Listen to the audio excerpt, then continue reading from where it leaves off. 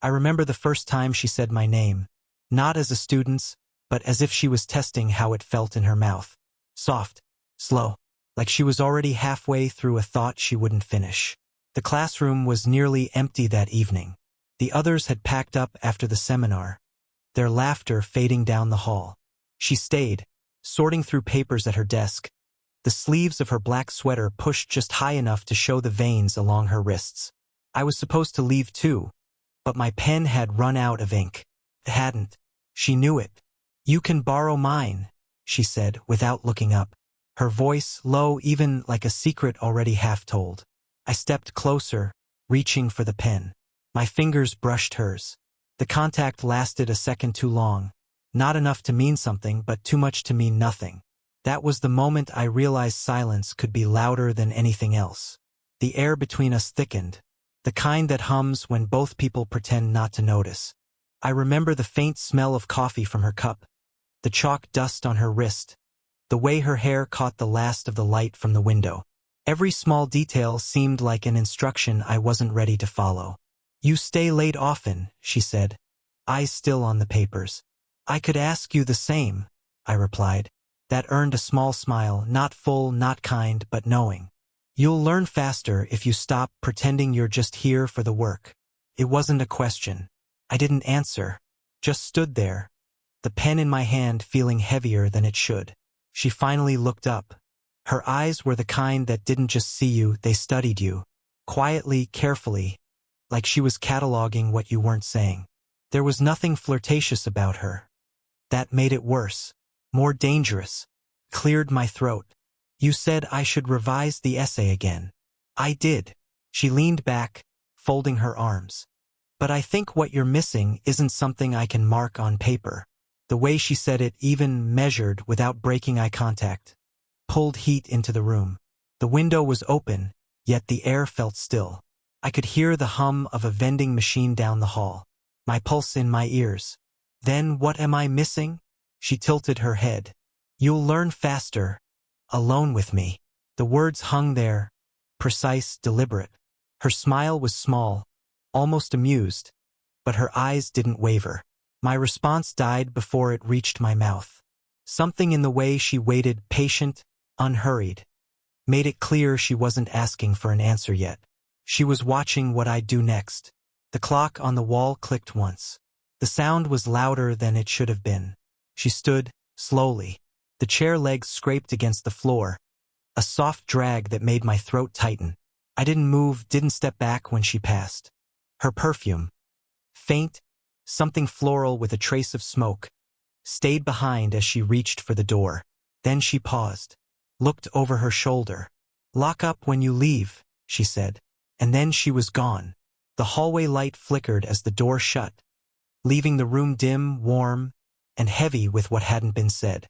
I looked down at the pen she'd lent me, still warm from her hand, and realized I hadn't written a single word. Then, just as I turned toward the door, I heard the lock click again, and someone, maybe her, whispered my name. The next week, I told myself I'd keep it normal. Just class, questions, notes, nothing extra. But every time she spoke, my focus blurred. Not from nerves, but from how careful she was with her words, as if every sentence was an object she might drop. Her name was Dr. Hale, 40-something, though I never asked. Everyone called her brilliant, the kind of brilliant that intimidates you into silence. I'd never seen her stumble for words, but lately, when she looked at me, something flickered, the smallest pause before she moved on. After class, she stopped me again. "You didn't lock the door last time." "I thought you did," I said, faint smile. "Maybe I wanted to see if you'd remember." I didn't know what to do with that. She turned back to the whiteboard, wiping off the last of the notes. Her sleeve slipped, showing the inside of her wrist, a faint line of a scar, old but visible. I shouldn't have stared, but I did. She noticed, pulled the sleeve down, slower than she needed to. "Got that from a kitchen accident," she said. "Years ago. I was married then." The word was stayed in the air like chalk dust. I nodded, unsure what to say. She didn't look at me, just kept erasing. "You're too quiet," she said after a moment. "I'm thinking." "About what?" You, I almost said. Instead, the assignment. She gave me that look again, the one that made my stomach tighten because it wasn't stern, just tired, like she could see right through the sentence I just edited in my head. She walked past me to her desk. The scent of her perfume was lighter today, softer. She leaned over to pick up a stack of papers, her shoulder brushing mine. Not hard, not accidental either. The brush of fabric against my arm sent a pulse through me I tried to disguise as stillness. You keep staying late, she murmured. You keep letting me. That made her pause. Her hand stopped mid-air, resting on the edge of the desk. Maybe I shouldn't. Her tone was calm, but her fingers tightened on the papers. It's just work, I said too quickly. Is it? She turned then, facing me fully, the distance between us barely a step. I could feel the warmth of her breath when she spoke. People talk, she said quietly. They always do. I don't care. You should. But she didn't move away. Neither did I. For a few seconds, everything, the ticking clock, the muffled voices from the hallway, vanished. She reached out, adjusting the collar of my shirt like it mattered. Her hand lingered a heartbeat too long. Then she drew it back, smoothing the fabric down again as if undoing what she'd done. Next week, she said, voice low. Bring your draft. We'll review it privately. When she left, her scent stayed in the air, and so did the space where her hand had been. And I realized the danger wasn't in what we'd said. It was in how impossible it was not to look for her again. The rain started before sunset, soft, steady, the kind that made the campus feel smaller. Most students were already gone when I reached her office. The hallway lights flickered, catching the shine of wet footprints leading nowhere. Her door was slightly open. Come in, she said before I knocked. She was standing by the window, hair loosely pinned, the glow from her desk lamp cutting a warm line across her face. A stack of essays sat untouched beside a cup of tea gone cold. She didn't turn when I entered, just gestured to the chair. You're late. I ran, I said. Didn't want you waiting. That earned the smallest smile. I wasn't waiting. I was deciding whether to leave. Her voice was lighter than usual, but something in it felt off balance, like she wanted me to hear what she wasn't saying. I set my bag down, dripping from the rain. She handed me a towel without meeting my eyes. Our fingers brushed again. Every time it happened, it felt both deliberate and unplanned, like gravity was making decisions for us. You'll catch a cold, she said. You sound like... Don't say it, she interrupted, half smiling. Makes me sound old. I froze, but she didn't seem angry. If anything, she looked amused, maybe a little sad. I didn't mean... I know, she said softly. Then, quieter, you remind me of someone who used to look at me that way. Before I could ask what she meant, her phone buzzed. A message lit the screen. Dinner tonight? Still waiting. She turned it face down, too late. I pretended not to notice, but she did. He's a friend, she said. Didn't ask. No, she said, looking straight at me now. But you wanted to. Silence stretched, the kind that starts to vibrate. Outside, thunder rolled far away. I shouldn't be here this late, I said finally. Then why are you? I didn't have an answer. Maybe she didn't either, because she stepped closer, closing the distance like she was testing how much space was safe. Her perfume mixed with the scent of rain and paper. Her hand lifted, almost touched my jaw, then stopped, hovering inches away. I don't want to hurt you, she whispered. You won't. Her breath caught. You don't know that. Something shifted, her shoulders, her voice, the air itself. For a second, it felt inevitable. She looked up at me, eyes flicking between my mouth and my eyes, as if deciding which one was more dangerous. Then, a sharp knock at the door. We jumped apart. A student's voice echoed through the crack. Professor Hale? Are you still here? She straightened, the transformation instant. Yes, just finishing a review session. The student mumbled an apology and left. The hallway fell quiet again, except for our breathing. She didn't look at me, just whispered, "This is exactly what I meant." But when I reached for my bag, Her hand caught my wrist. Not hard. Just enough to stop me. Next week, she said. Same time. And though her face was composed, her thumb traced once along my skin. A motion so small I almost thought I imagined it. When I left, the rain had stopped, but my hands were still trembling. Not from the cold, but from how close she'd come to finishing what she didn't start. The night I snapped, I didn't mean to. It started like the others. Quiet, careful, too many words unsaid. But something in her that evening felt different. Distant. She barely looked at me when I came in. Her desk lamp was off, the only light spilling from the window. A thin, silver haze that made the room feel like it was holding its breath. "You're early," she said. "I thought we were meeting at 7. We were." Her tone was calm, but her posture wasn't. Shoulders tight, back straight, the look of someone trying not to tremble. "Long day?" I asked. She nodded once. "You could say that." Her phone buzzed on the desk again. A man's name flashing across the screen. She didn't silence it this time. Just let it ring until it stopped. I shouldn't have asked, but I did. "Someone waiting for you?" She looked up then. Really looked. "You think I have someone waiting for me?" "I don't know." "That's right," she said. "You don't." The words hit sharper than she meant. I saw it in her face right after, the regret, fast and small. "I didn't mean," she began, but something in me had already cracked open. "You don't have to explain." "I should," she said, quieter now. "You keep looking at me like I'm—" "Like what?" Her eyes softened. "Like I'm someone you can save." The rain started again, hard this time, hammering against the windows. The sound filled the silence between us, but it didn't cover the pulse in my throat. "I don't want to save you," I said. "I just can't stop." She exhaled slowly. "You're too young to ruin yourself on someone else's loneliness." The way she said loneliness made it clear she wasn't talking about me. I stepped closer, just enough that I could see the fine tremor in her jaw. "Is that what this is for you?" She didn't answer. Her hand moved. Maybe to stop me, maybe to reach for me, but I caught it midair. Her skin was warm, soft, tense. She didn't pull away. "Tell me to go," I said. Her breath hitched. "You wouldn't listen." "Try me." She didn't. Instead, she lifted her other hand and brushed her thumb along my cheekbone.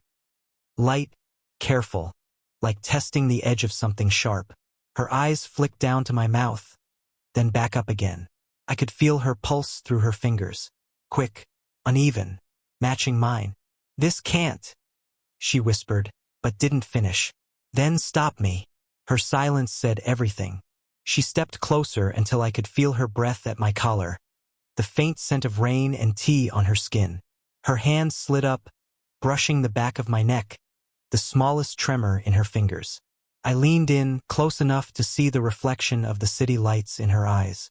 And then, just before it happened, she whispered, not like a warning, but like a confession. "If you do this, I won't be able to stop." The door handle turned. We froze, her hand still at my neck, my lips inches from hers. A voice outside. "Professor Hale? You left your phone." She jerked back, breath sharp. The space between us shattered. Too sudden. The door creaked open, and her eyes, wide, caught, and unreadable, locked on mine. The next morning, campus felt different. Quieter, like the air itself remembered something it shouldn't. I told myself it was fine, that what almost happened hadn't. But my body knew better. Every time I thought of her hand against my skin, my throat went dry. She didn't come to class that day, or the next. By the third, I went to her office. The door was half open, lights dim. She was there. Not behind her desk this time, but sitting on the windowsill, coat still on, papers scattered around her like she'd given up trying to keep anything in order. "You shouldn't be here," she said before I even spoke. I was worried. "About what?" "You." She let out a short, humorless laugh. "That makes one of us." Her voice was off, hoarse, like she hadn't slept. She looked up, eyes rimmed red but steady. "I got a call," she said. "From the department head." My chest tightened. About me. She nodded once. Someone said they saw us. Late.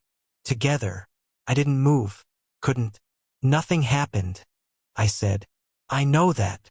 She smiled faintly. They don't. I wanted to reach for her, to do something, but she stood first. Do you understand what this means? Yes. No, she said. You don't. Her hands trembled as she reached for the edge of her desk, trying to steady herself. I've been through this before. Different name, different story. Same ending. That stopped me cold. What do you mean? She hesitated. Then, quietly, years ago, another student. He thought I was something I wasn't. I let him believe it. It nearly cost me my job. The silence after that felt like a wall closing in. So you're afraid I'll ruin you, I said. She looked up sharply. No, I'm afraid I'll ruin you. Her words landed heavy, like she'd rehearsed them 100 times but never said them out loud. I stepped closer, slower this time. You didn't lie to me. I didn't have to, she whispered. You made up who I was before I even spoke. She tried to walk past me, but our shoulders brushed. Too close, too charged. My hand moved without thought, catching her arm. She froze. Her pulse thudded under my thumb.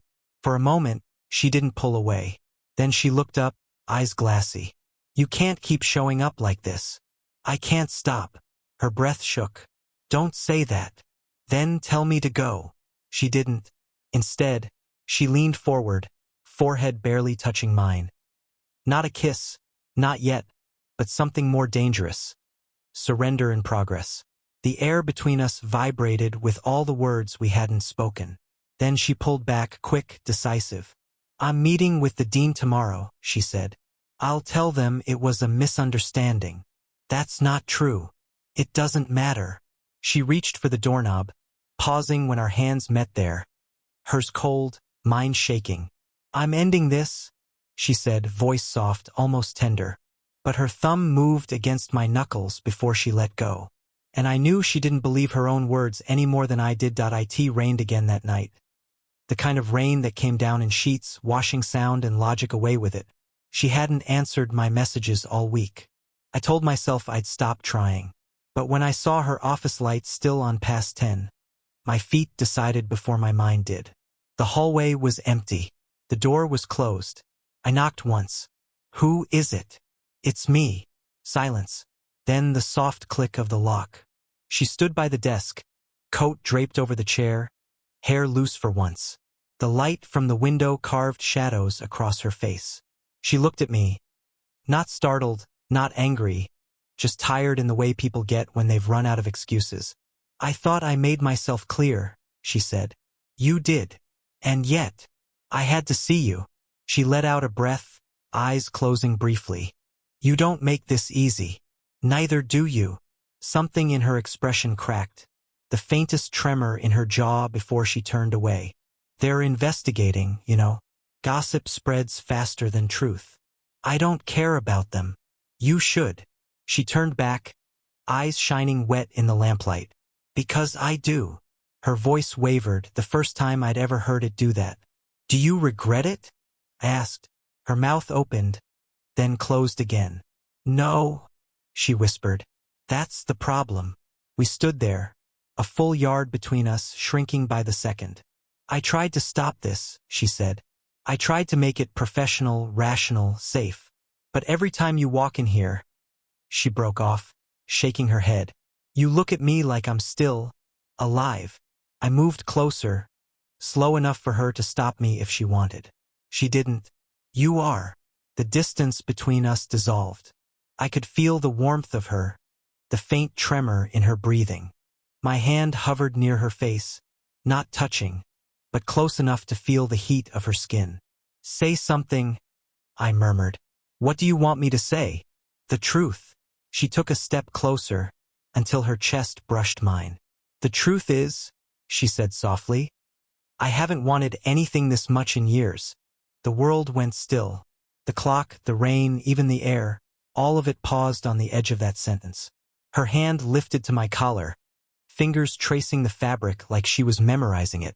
I reached up, brushing a strand of hair from her face. Her breath hitched when my fingers grazed her cheek. "This is the part," she whispered, "where we ruin everything." "Maybe," I said, "or maybe it's where we stop pretending." For a heartbeat, neither of us moved. Then she leaned in, slow, uncertain, her forehead resting against mine. No words, no permission asked, just a quiet surrender that felt like both confession and goodbye. When she finally pulled back, her eyes were wet but steady. "Now you know," she said. "I do." And for the first time we both understood what this was, what it cost, what it meant. Not fantasy, not innocence. Something heavier, truer, and impossible to undo. Spring arrived quietly, like the world was apologizing for winter. The semester ended, classes emptied, and the university felt like a body finally exhaling. I hadn't seen her in weeks. She'd canceled the last few sessions, citing department obligations. Everyone assumed she was taking time off. No one asked why. I didn't either, though every day I walked past her office and slowed down, just in case. Then one afternoon I saw her. She was sitting outside the cafe near the library, sunlight catching in her hair, a book open in front of her she clearly wasn't reading. She looked lighter. Maybe it was the season. Maybe it was the distance. I almost turned away, but she noticed me first. "You're hard to miss," she said as I approached. I smiled. "You used to say that like a warning. Maybe it still is." Her voice was soft, playful. But there was something different. No walls this time, no sharp edges. Just calm. I sat down across from her. Neither of us spoke for a while. The air smelled of coffee and lilacs. Somewhere nearby, a bus groaned to a stop, then rolled away again. "Did they ever finish the investigation?" I asked. She nodded. "They did. Nothing came of it." I waited for her to say more. She didn't. "So that's it then? Maybe it should be," she said. But her eyes flicked toward mine and didn't move away. I laughed under my breath. "You never did like endings." "Because they're never real," she said. "They're just pauses people call closure." A breeze pushed her hair across her face. Without thinking, I reached forward and brushed it back. Her breath caught, but she didn't pull away. My hand lingered longer than it should have, her cheek warm beneath my fingertips, her eyes closing for a second like she was memorizing the touch. "I missed this," I said quietly. Her smile was small, tired, genuine. "You missed what we almost ruined?" "I missed the part before that." She looked down at the table, tracing the rim of her coffee cup. "You're too young to keep chasing things that hurt." "Maybe, but you taught me how to see what's real." That made her look up again. Slow, steady, eyes soft. We didn't need to say anything else. She reached across the table, her hand finding mine. No hesitation this time, just warmth. Fingers tightening around fingers. For a long moment, neither of us moved. The world went on. Buses passing, cups clinking, sunlight bending through leaves. But we stayed right there. Two people who'd spent months circling something that finally stopped running. When we stood to leave, she stepped closer, close enough that I could feel the faint press of her shoulder against mine. She looked up, eyes shining with something between peace and longing. "You learned faster than I expected," she said. I smiled. "You taught me." And then she leaned in. Not a kiss, not quite. Just her forehead resting against mine. A quiet promise sealed in breath and warmth. It wasn't perfect, but it was real. And for once, that was enough. Did you enjoy the story? What kind of stories would you like to hear next?